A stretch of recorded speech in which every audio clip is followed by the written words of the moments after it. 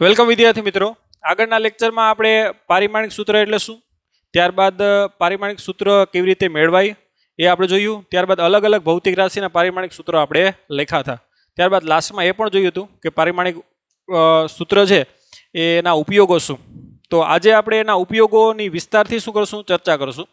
તો પહેલો એમાં ઉપયોગ, એ પહેલાં આપણે પારિમાણિક સૂત્ર ક્યાં ક્યાં મેળવતા ને જોઈ લઈએ. અને 4 પારિમાણિક સૂત્ર તમે યાદ રાખશો તો થોડુંક આપણે સરળતા રહેશે. પારિમાણિક સૂત્ર ગોખવાનું હું તમને નથી કહેતો, પણ 4 પારિમાણિક સૂત્ર તમને યાદ રહેશે તો એ તમને સરળતા પાવશે.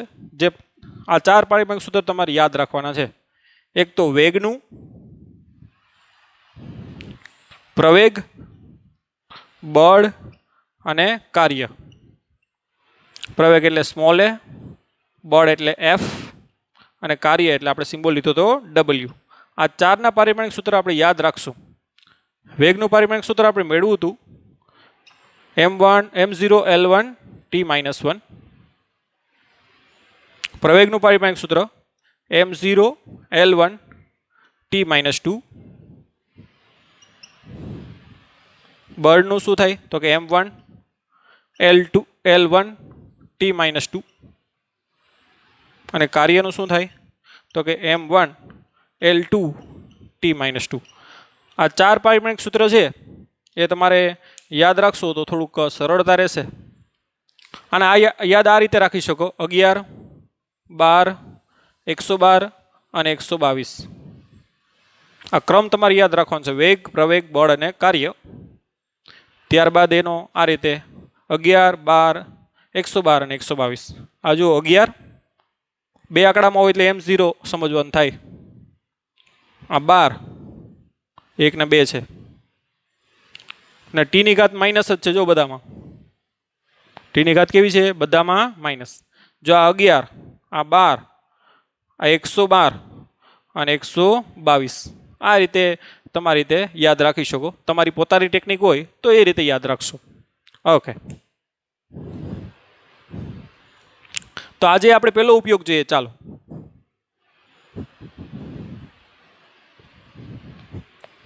એ પારિમાણિક સૂત્રોનો ઉપયોગ કરી અને કોઈ પણ ભૌતિક રાશિનું સૂત્ર અથવા સમીકરણ એની ચકાસણી કરી શકો કે એ પારિમાણિક દ્રષ્ટિએ સાચું છે કે ખોટું. એને ચકાસણી કરવી અથવા સુસંગતતા પણ આપણે શબ્દ વાપરી શકીએ. તો કેવી રીતે આપણે જોઈએ એટલે ખ્યાલ આવશે તમને. માનો કે કોઈ ગતિ ઉર્જા છે. ગતિ ઉર્જાનો સિમ્બોલ કે છે, જેને ઇંગ્લિશમાં આપણે કાઇનેટિક એનર્જી કહીએ. ગતિ ઉર્જા બરાબર સૂત્ર તમે 9મા ધોરણમાં ભણી ગયા. અત્યારે યાદ રાખવાની જરૂર નથી, પણ આપણે કામ ચાલે એટલે ખ્યાલ આવે. બાકી આ સૂત્ર ભણવાના જ છે આપણે 11મા ધોરણમાં. ગતિ ઉર્જા કે બરાબર શું થાય? 1/2 mv². જ્યાં m એટલે દળ છે, આ તમને કહી છે. જ્યાં m એટલે શું છે? દળ. v એટલે વેગ અને k એટલે શું છે? ગતિ ઉર્જા. પદાર્થની શું છે? ગતિ ઉર્જા. તો આ સૂત્ર મેં લખ્યું એ સાચું છે કે ખોટું છે? તો પારિમાણિક સૂત્રનો ઉપયોગ કરી અને આની ચકાસણી તમે કરી શકો. હવે ધ્યાન આપજો. ગતિ ઉર્જા દ્વારા શું કરી શકીએ? કાર્ય. તો ગતિ ઉર્જાનું જે પારિમાણિક સૂત્ર થાય અને કાર્યનું પારિમાણિક સૂત્ર બે કેવું હોય? સેમ. ધ્યાન આપજો. જો એક વસ્તુ ખાસ તમારે ધ્યાન રાખવાનું છે. કાર્યનું પારિમાણિક સૂત્ર શું થાય તો કે W બરાબર m1 L2 T-2. જે આપણે ખ્યાલ છે. કાર્ય એક પ્રકારની શું છે? ઉર્જા જ છે કે ઉર્જા દ્વારા શું કરીએ? આપણે કાર્ય કરીએ. તો કાર્ય અને ઉર્જાનું પારિમાણિક સૂત્ર કેવું હોય? સેમ હોય. અને બધી ઉર્જાનું પારિમાણિક સૂત્ર સેમ હોય. આપણે અલગ અલગ ઉર્જાઓ આપણે ભણી ગયા કે ભાઈ ગતિ ઉર્જા, સ્થિતિ ઉર્જા, રાસાયણિક ઉર્જા, ઉષ્મા ઉર્જા, પવન ઉર્જા, ભરતી ઓટની ઉર્જા, ન્યુક્લિયર ઉર્જા, પૃષ્ઠ ઉર્જા, વિદ્યુત ઉર્જા, ધ્યાન આપજો, અલગ અલગ પ્રકારની ઉર્જાઓ, હજી ઘણી બધી ઉર્જાઓ આપણે કહીએ, આ બધી ઉર્જાઓ છે એના પારિમાણિક સૂત્ર કેવા હોય? સરખા હોય. ધ્યાન આપજો. તમને એમ કહે કે રાસાયણિક ઉર્જાનું પારિમાણિક સૂત્ર લખો, આ રાસાયણિક ઉર્જા દ્વારા કાર્ય થાય, કાર્ય અને ઉર્જાના પારિમાણિક સૂત્ર કેવા હોય? સેમ. લખી નાખજો, કાર્ય અને ઉર્જાના પારિમાણિક સૂત્ર કેવો હોય? સમાન હોય છે. શા માટે? કે ઉર્જા દ્વારા આપણે શું કરતા હોય? કાર્ય કરતા હોય, અને કાર્ય દ્વારા ઉર્જા પણ પેદા થઈ શકે. ઓકે, તો આ બધી જે ઉર્જાઓ છે એના પારિમાણિક સૂત્ર કેવા હોય? સમાન હોય. ધ્યાન આપજો. તમને એમ કે પવન ઉર્જાનું પારિમાણિક સૂત્ર લખો, શું થાય? m1L2T-2. તો કાર્ય અને ઉર્જાના પારિમાણિક સૂત્ર કેવા હોય? સમાન. ચાલો, તો એ વસ્તુ સાઈડમાં તમે લખજો, સાઈડ નોટ.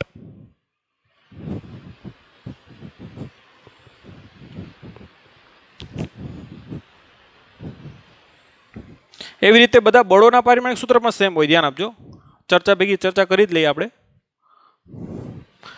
બધા પ્રકારના બળોના પારિમાણિક સૂત્ર કેવા હોય? સમાન હોય છે. જો એના સૂત્ર અલગ અલગ હોઈ શકે પણ એના પારિમાણિક સૂત્ર કેવા હોય? સમાન. અલગ અલગ પ્રકારના બળ હોય ભાઈ, કે દાખલા તરીકે ઘર્ષણ બળ, વિદ્યુત બળ, ગુરુત્વાકર્ષણ બળ, શ્યાનતા, પ્રવાહીના સ્તરો વચ્ચે કેવું બળ લાગતું હોય? શ્યાનતા બળ. સ્ટ્રોંગ ન્યુક્લિયર બળ,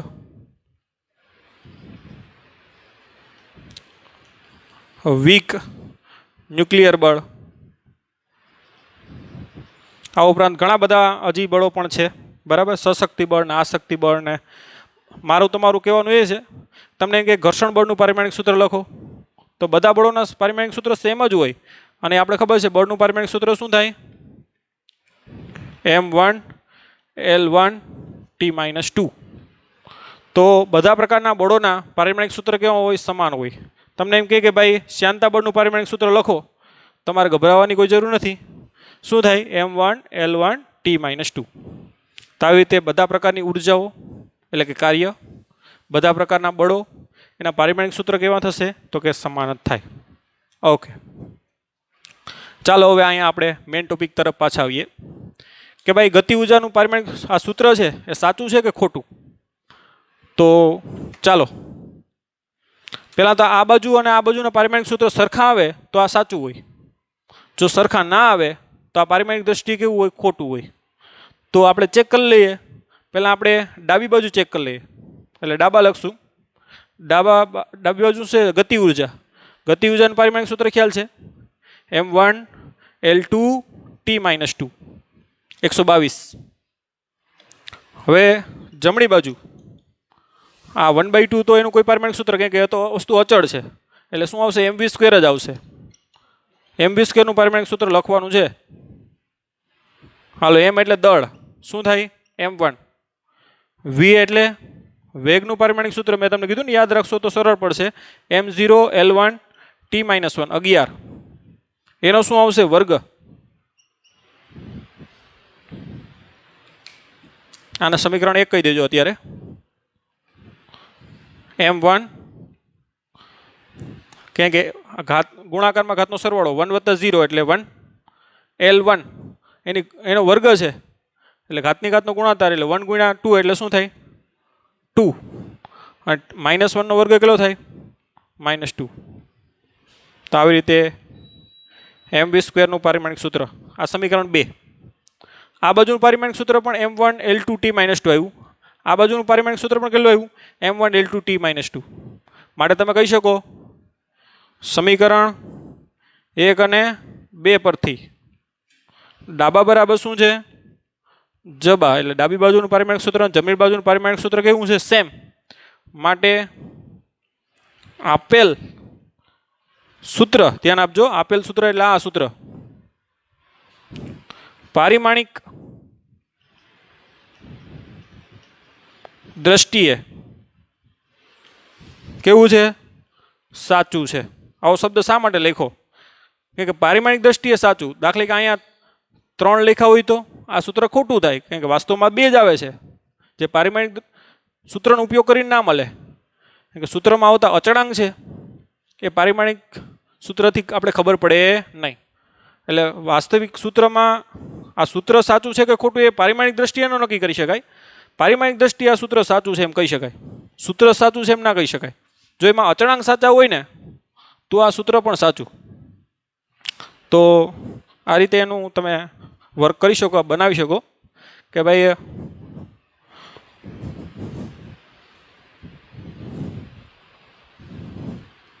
કોઈ પણ સૂત્ર છે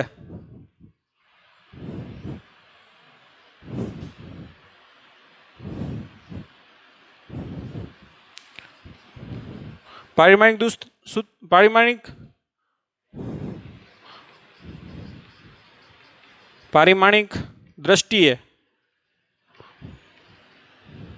સાચું હોય તો એ સૂત્ર સાચું છે કે નહીં ક્યારે નક્કી થાય? તો આ રીતે એના 2 ઓપ્શન થાય કે જો સૂત્રમાં આવતા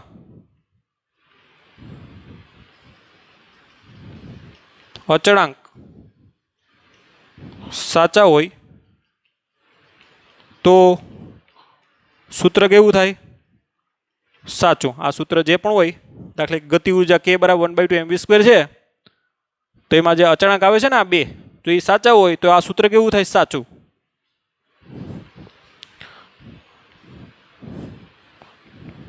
સૂત્રમાં આવતા અચળાંક ખોટા હોય તો સૂત્ર કેવું થાય? ખોટું થશે. પણ પારિમાણિક દ્રષ્ટિએ સાચું છે એમ કહેવાય, પણ સૂત્ર ખોટું. જો કોઈ પણ સૂત્ર છે એ પારિમાણિક દ્રષ્ટિએ કેવું હોય? સાચું હોય. તો એમાં પાછા 2 ઓપ્શન થાય. સૂત્રમાં આવતા અચળાંક સાચા હોય તો આ સૂત્ર સાચું થાય. પણ સૂત્રમાં આવતો અચળાંક, દાખલા કે અહીંયા 5 હોય, વાસ્તવમાં 2 આવે છે, પણ 5 હોય તો સૂત્રમાં આવતો અચળાંક ખોટો છે, માટે આ સૂત્ર કેવું છે? ખોટું. તો પારિમાણિક દ્રષ્ટિએ સૂત્ર 100% સાચું છે એવું નક્કી ના કરી શકો, કારણ કે અચળાંકનું પારિમાણિક સૂત્ર ના આવે. ખ્યાલ આવ્યો તમને? એટલે આ રીતે જો અચળાંક સાચા તો સૂત્ર સાચું, અને જો પારિમાણિક દ્રષ્ટિએ ખોટું હોય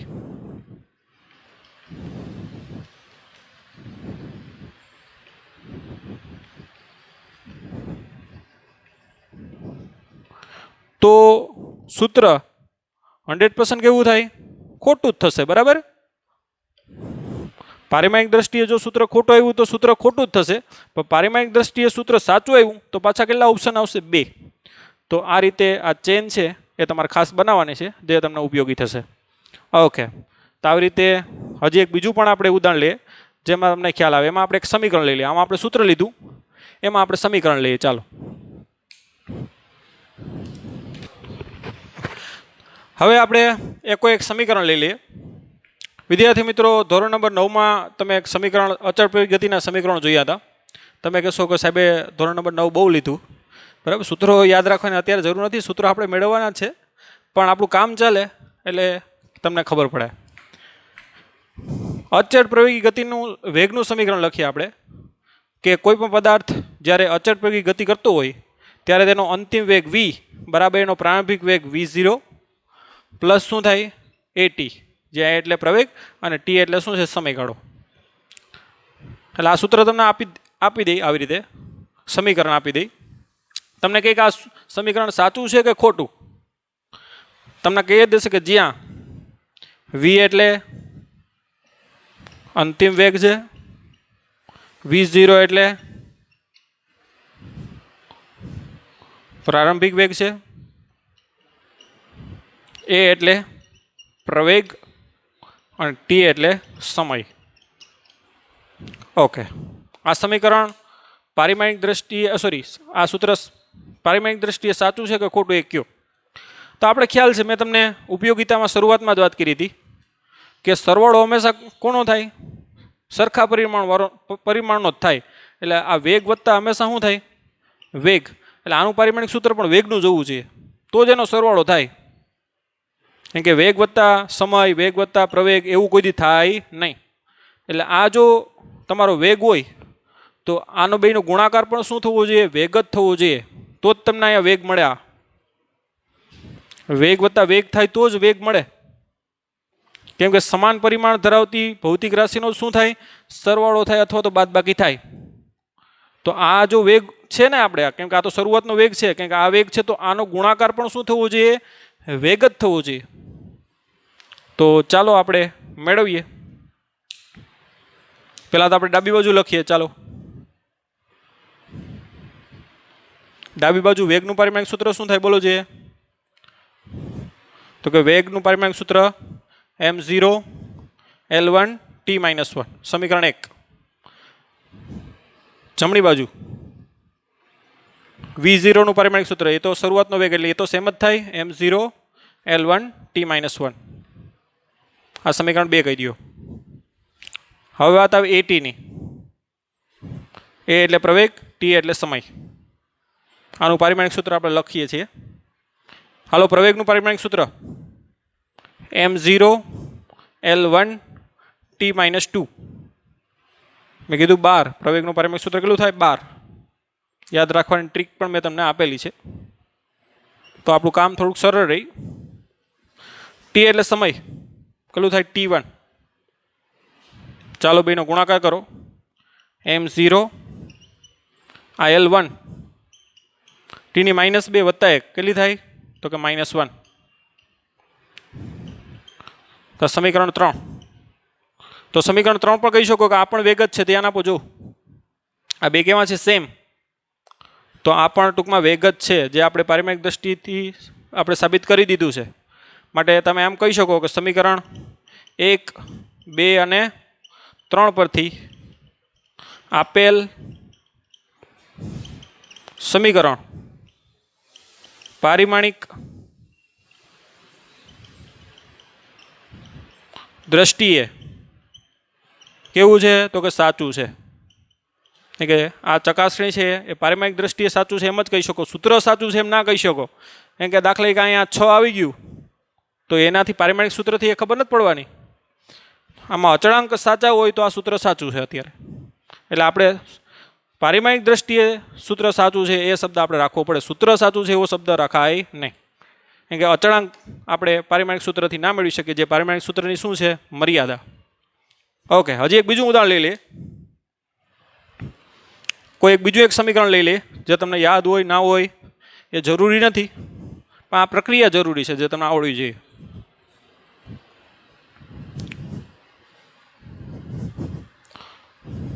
માનો કે અચળ પ્રવેગ ગતિ માટે સ્થાનાંતરનું આપણે સમીકરણ લખીએ કે ભાઈ સ્થાનાંતર x બરાબર v0t પ્લસ 1/2 a² t².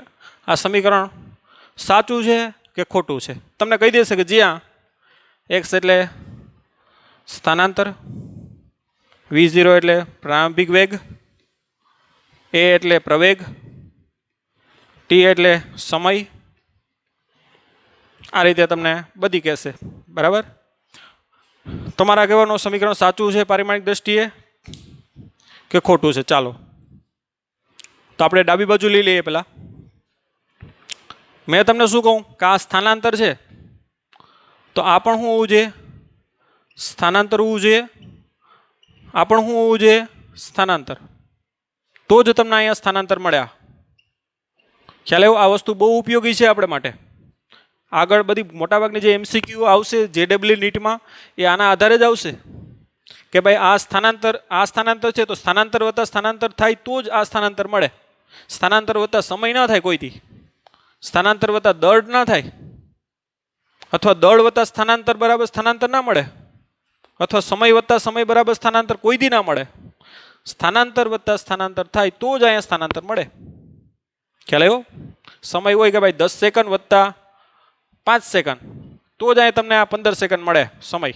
એટલે આ પણ સમય હોય, આ પણ સમય હોય તો જ અહીંયા સમય મળે. એટલે એ વસ્તુ ખાસ તમારે નોટ કરવાની છે.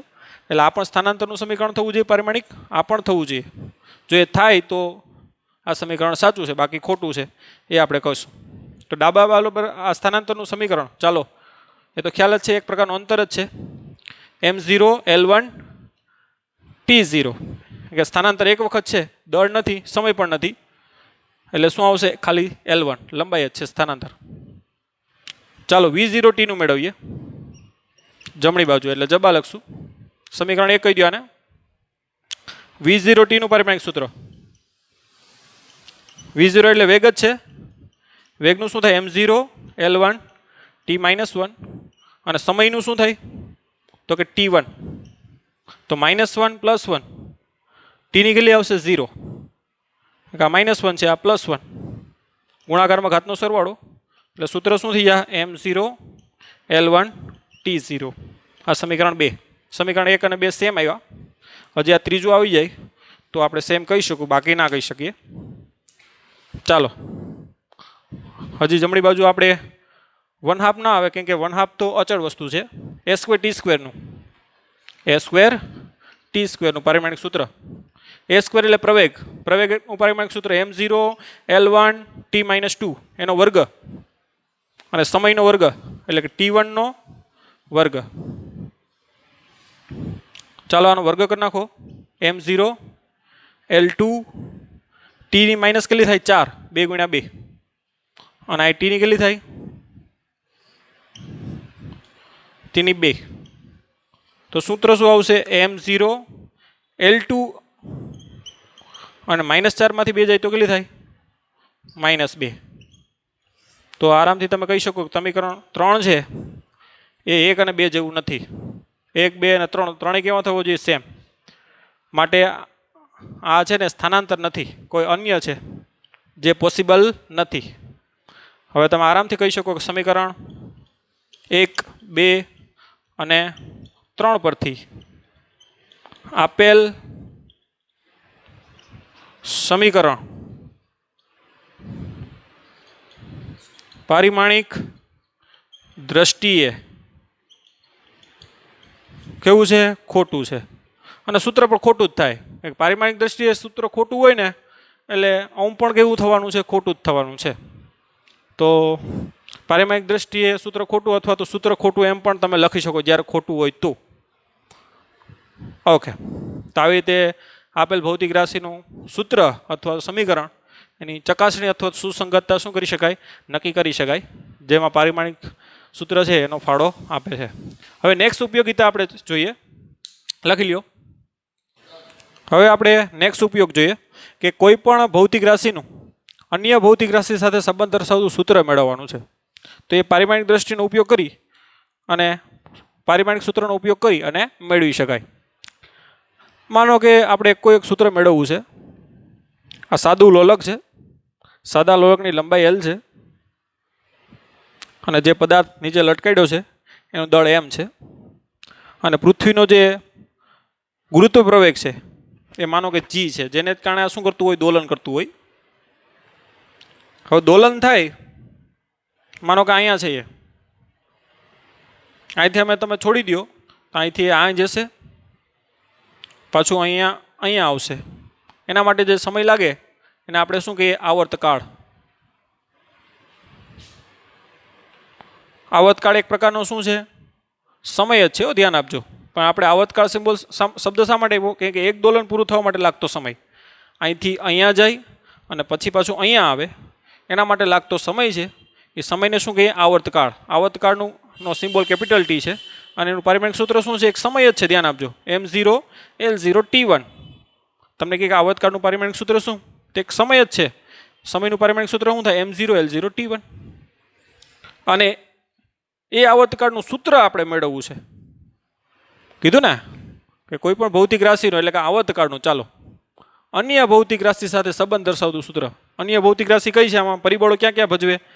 કે ભાઈ આ દળાદાર પદાર્થ છે એનું દળ, આ દોરીની લંબાઈ, અને આ દોલન કોના કારણે થાય? ગુરુત્વ પ્રવેગને કારણે. કોને કારણે? ગુરુત્વ પ્રવેગ, જેનો સિમ્બોલ આપણે G લઈએ. બરાબર, બધા પ્રવેગના પારિમાણિક સૂત્ર સેમ જ હોય, કે એક પ્રકારનો પ્રવેગ જ છે. પ્રવેગનું પારિમાણિક સૂત્ર પણ આપણે આવડે છે. તો આ એક ઉદાહરણ પણ છે તમારું ટેક્સ્ટ બુકમાં લાસ્ટ ઉદાહરણ છે એ આ જ છે. તો આપણું ટાર્ગેટ શું છે? તો કે આવતકાળનું સૂત્ર મેળવવાનું. તો આવતકાળ કોના ઉપર આધાર રાખે એ ખબર હોવી જોઈએ. ચાલો હવે આ રફ કરી નાખું છું.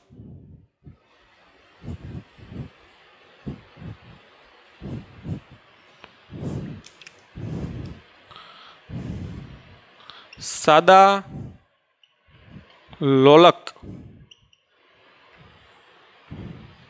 ના આવર્તકાળનું સૂત્ર પારિમાણિક સૂત્રનો ઉપયોગ કરી મેળવો. ઓકે, તો પહેલાં તો ખબર હોવી જોઈએ, આપણે મોસ્ટલી આ તમને કીધેલું જ હોય કે ભાઈ આવર્તકાળ છે એ કોના ઉપર આધાર રાખે. તો આવર્તકાળ છે એ દળ ઉપર માનો કે આધાર રાખે. દળની માનો કે એ ઘાતના સમપ્રમાણમાં છે, ધ્યાન આપજો. જેના ઉપર આધાર રાખતું હોય એની ઘાત તો આપણે ખબર નથી, એટલે ઘાત કેટલી માની લ્યો એ, એટલે માનો કે દળની કેટલી ઘાત એના ઘાતના સમપ્રમાણમાં. આ સમપ્રમાણતાનો સિમ્બોલ છે. દળની કેટલી ઘાત એ ઘાત, જે એમાં સાદા લોલક ને દોરી બાંધી હોય એ દોરીની લંબાઈની કેટલી ઘાત બી ઘાત, અને ગુરુત્વ પ્રવેગ જે આવે છે એની સી ઘાતના શું છે માનો કે સમપ્રમાણમાં. જ્યાં એ બી અને સી શું છે ઘાતો છે, ધ્યાન આપજો.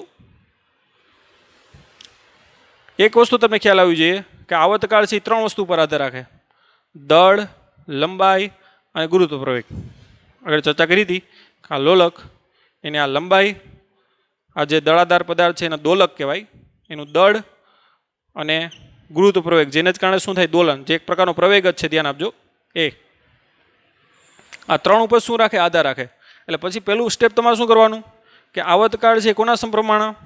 તો કે દળની કેટલી ઘાત લઈ લો એ ઘાત, ઇન્ટુ આ ગુણાકાર છે ઇન્ટુ લંબાઈની કેટલી ઘાત બી ઘાત, અને ગુરુત્વ પ્રવેગની કેટલી ઘાત સી ઘાતના શું છે સમપ્રમાણમાં.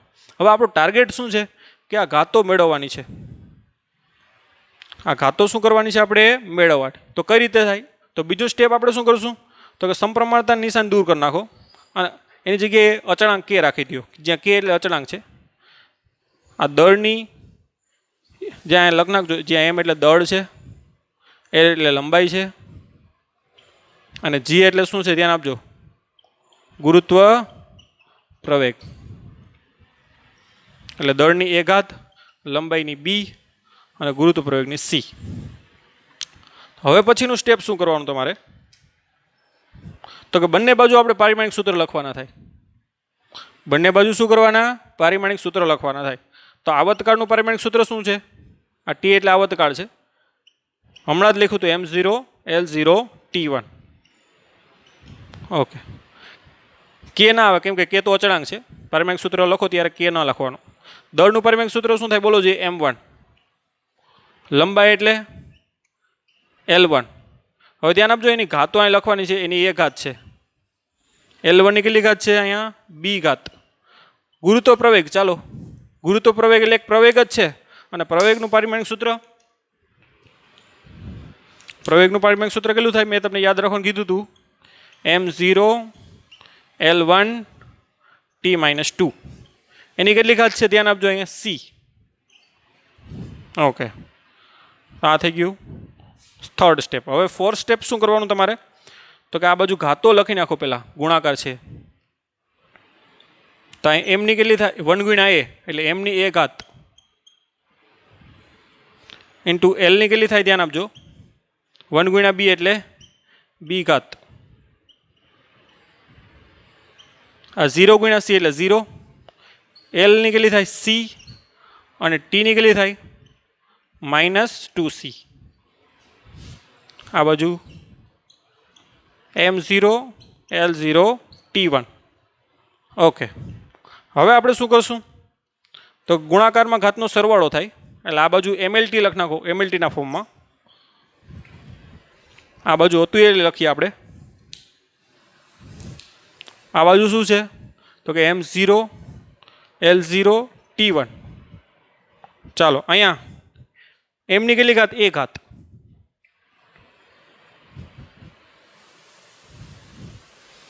એલની કેટલી છે? અહીંયા બી છે અને અહીંયા એલની સી. ગુણાકારમાં ઘાતનો શું થાય? સરવાળો. એટલે એલની કેટલી આવશે? બી પ્લસ સી. એટલે એલની કેટલી આવશે? ઘાતનો સરવાળો બી પ્લસ સી. અને ટીની કેટલી આવશે? -2c. ઓકે. હવે આ બંને આપણે આવતકાળ બંને બાજુ ખબર છે પારિમાણિક દ્રષ્ટિએ સાચું હોય તો આ બંને સૂત્ર સાચા જ હોય. આ બાજુનું પારિમાણિક સૂત્ર અને આ બાજુનું. એટલે હવે ડાયરેક્ટ તમે ઘાતો સરખાવી શકો કે ભાઈ અહીંયા દળની 0 ઘાત ના અહીં દળની a ઘાત. માટે a બરાબર શું કહી શકો? 0. આ બંને સેમ હોય ને તો ક્યારે સેમ થાય? તો કે આ બાજુ દળની જેટલી ઘાત હોય એટલી આ બાજુ. એટલે આ દળની ઘાત a આવી તો a ની કિંમત કેટલી થાય? 0. આ બાજુ લંબાઈની કેટલી છે? b plus C. લંબાઈની આ ઘાત કેટલી છે? 0. એટલે મતલબ b પ્લસ સી બરાબર શું થાય? 0. ખ્યાલ આવ્યો? અહીંયા b પ્લસ સી ને એની અહીં કેટલી છે? 0. બંને સેમ હોય એનો મતલબ કે ઘાત કેવી હોય છે? સરખી. એટલે કે b પ્લસ સી બરાબર શું થાય? 0. અને -2c બરાબર કેટલા થાય? 1. કારણ કે ટીની -2c છે, અહીંયા ટીની 1 એટલે કે -2c બરાબર 1. એટલે સીની કિંમત ડાયરેક્ટ મળે કેટલી? 1/2. અને બી બરાબર શું છે? તો કે -c. અહીંથી બી બરાબર શું લખી શકો? -c. અને સી બરાબર કેટલા? -1/2. એટલે કે બી બરાબર -1/2. એટલે માઇનસ પ્લસ. એટલે બીની કેટલી ઘાત થાય? +1/2. તો આ મળી ગયા આપણે a, b અને c. જે આપણે આ સમીકરણ 1 પુટ કરવાના અને 1 કહી દઈએ અત્યારે. તો હવે આપણે a, b, c ની વેલ્યુ સમીકરણ 1 મૂકીએ. અહીં લખશું સમીકરણ 1 a, b અને c ની કિંમત મૂકતા